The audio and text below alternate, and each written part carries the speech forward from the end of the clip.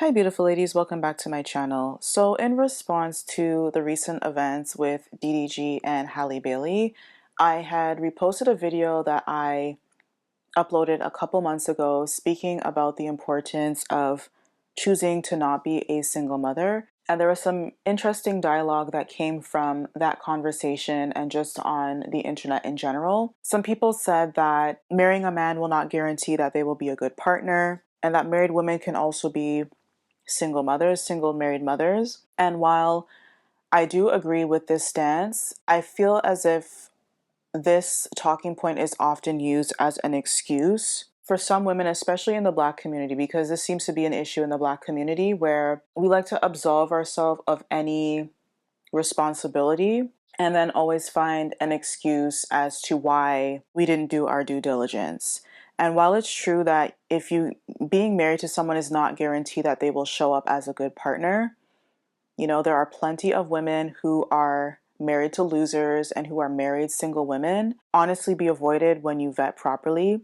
And a lot of Black women, they struggle with vetting because this practice is simply not observed in the Black community. We kind of just believe that marrying any man, particularly a Black man, is good enough, and that if you've managed to marry a Black man, you've hit the jackpot, and there's nothing more to be done aside from loving him unconditionally, even if he is not a suitable partner and he's not fulfilling his role of loving you and making sure that the relationship is healthy. So, when it comes to marriage as a whole, when it comes to life as a whole as a woman, your objective should be to get the most favorable outcome for your life, which would also mean that you're willing to walk away from things that will impact your well being, whether it be mentally, physically, financially, spiritually, whatever, despite societal expectations. And this goes for marriage in particular.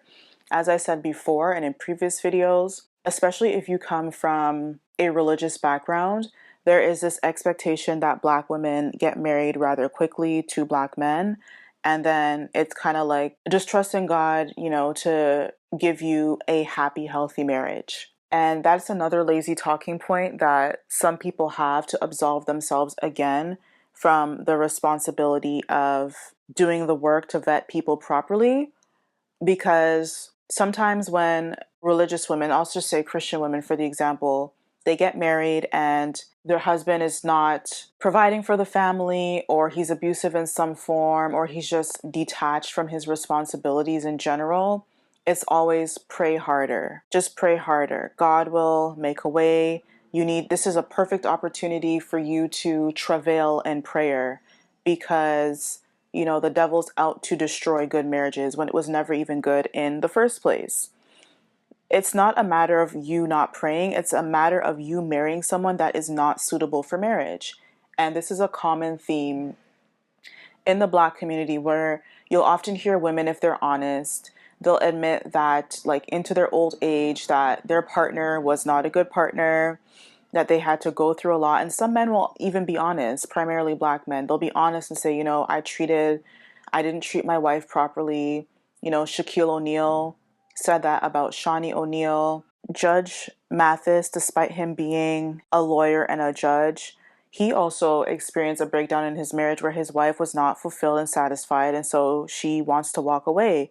And he admitted that, while he was accomplished in his career and was likely providing for the family, that was not sufficient for his wife, and he was not providing the emotional aspect of what it takes to sustain a marriage, and so his wife wanted to leave. And this is a plight that a lot of Black women face, where, we see our mothers, our aunts, our grandmothers, women in the church, in the community who go through unfulfilling marriages, and then it's like the soul is being sucked out of them because they did not marry well. While some of them may have a partner who provides for them and the children, maybe he's just emotionally detached from you and the kids. He's just not there when it comes to rearing the children, disciplining them when necessary, or just providing emotional support for their kids, correcting their behavior.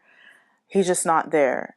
And so Obviously, no man is perfect, but vetting properly will help to improve your chances of having a marriage where you are happy, you're fulfilled, you're glowing, you look like, so marriages like Sierra, and obviously, again, we don't know what happens behind closed doors, but if you look at women like Sierra, Jasmine Tooks, Lisa Milan, like these women are paired with men who did the work to prove that they are willing to be husbands. And so these women, they look well taken care of, they look happy, they look like they're flourishing. I'm pretty sure if they continue to be single, their lives would be fulfilling and they'd be happy. But being married to their partners and having children with them is not posing, it doesn't appear as if they're posing to be burdens, because these men have done the inner work to, number one, prove that they'd be a good spouse, and then by extension prove that they would be a good father. And to be honest, it's not even so much about being a good father that a woman should focus on, because I hear a lot of times like, oh, he may not be a good partner, but I stick around with him because he's good to the children. That is not a good approach either, because children can always tell when there are issues between their parents. They may not speak about it when they're younger, maybe because they're afraid, or maybe they just simply cannot articulate what's going on. But as soon as kids get older, they start talking about how mommy and daddy used to be. And that's when you hear things like, oh, I don't ever want to get married. I don't want to ever be like my parents because X, Y, and Z. So the recipe to a happy family, and a happy, which includes your children being happy, is if you are happy in your marriage. Children can feed off of that energy. They can see it. You're not arguing. You know, you guys are genuinely happy to be around each other. You're loving on each other. And then children feel safe and comfortable in that environment. And if you're not able to get this from a partner, or you simply are not educated enough on how to vet, you need to go to therapy, number one, to fix your issues so that you will no longer be attracted to men who are not suitable spouses, and you'll no longer be attracted to the idea of just marrying for the sake of being married.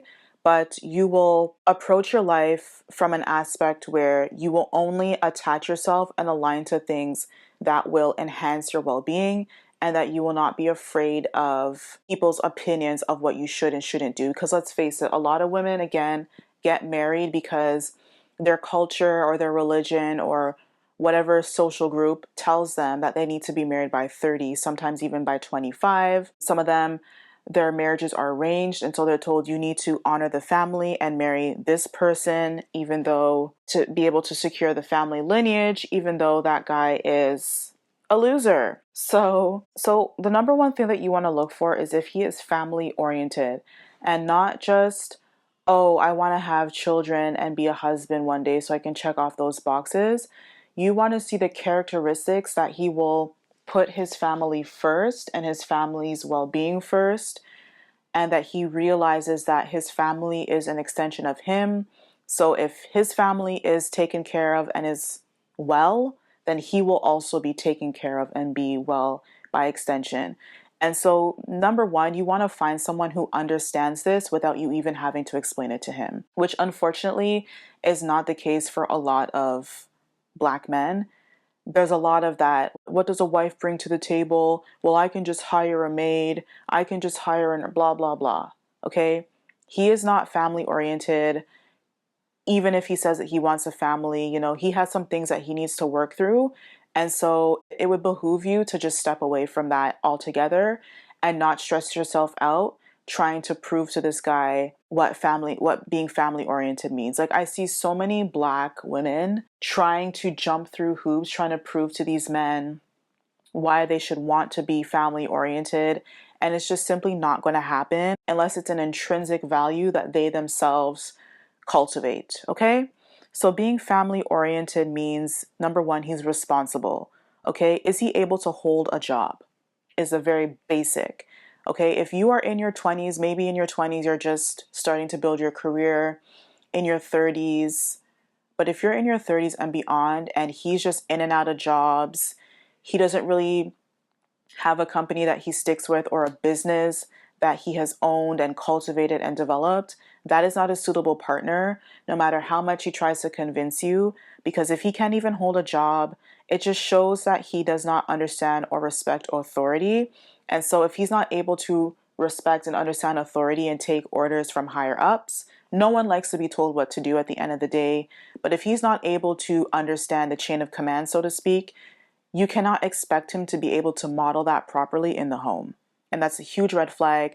And that's where you see Black women ending up having to be the nurturer and the provider and sort of that authoritative figure in the home. And then you end up getting burnt out. You don't need that.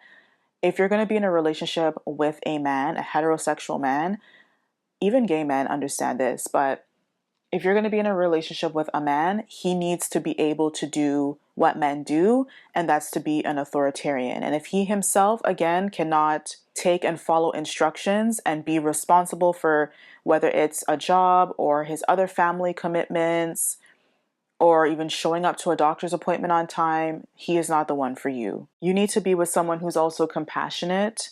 Okay, is he willing to listen to how you feel? Even if he doesn't agree with what you're saying, is he willing to at least have a conversation to understand where you're coming from? Or is he going to dismiss you, or even worse, fly off the handle and get mad that you brought it up? If he's not willing to listen to you express your feelings, then he is not ready for a family. You know, if when you have children, children go through a lot of things that you require a level of care and emotional intelligence from parents to make sure that your kid does not end up in therapy 20 years later trying to undo mistakes that you made. Okay? And so if he's just not emotionally intelligent enough to understand basic things, how to control his emotions, or even how to have a healthy relationship and be emotionally available, not a good partner.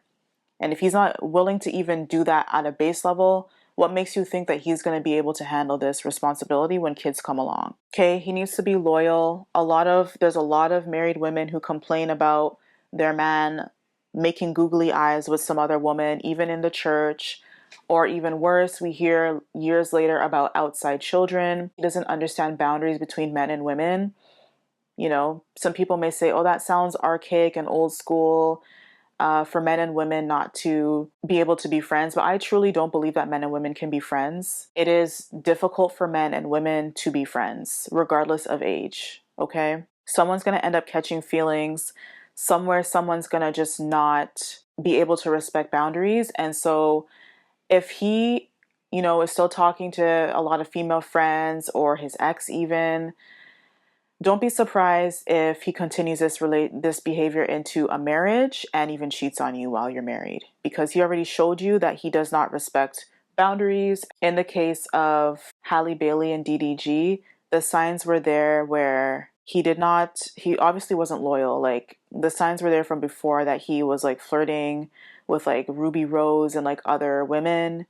And so if you see this behavior before you even start dating that person, you will continue to see it when you're dating and if you get married. And so if you see any of these behaviors exhibited, do not consider dating this person, much less having a child with this person, especially out of wedlock, because that will be a whole host of responsibilities, honestly, and just a burden that you do not need.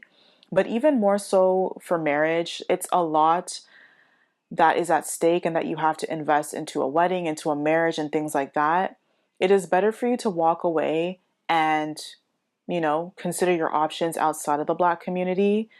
If you're not able to do that, or you're not willing to do that, it means being okay with being alone, which a lot of Black women have been brainwashed into thinking that they have no purpose or value unless they are attached to a Black man, which is false. There are plenty of Black women who do not want to be paired in a relationship with a man, who are in relationships with women, if that's your thing. Or, they're living their best lives, jet setting around the world, building their careers and their businesses, giving back to their communities, and building their luxury collection, like whatever it may be that entices you. There are many different things that you can find fulfillment in outside of just simply being a wife. But if you want to be a wife, you need to do it the right way to avoid ending up being a married single mother. Thank you so much for watching. Let me know what you think about this down below in the comments, and I will see you in the next video.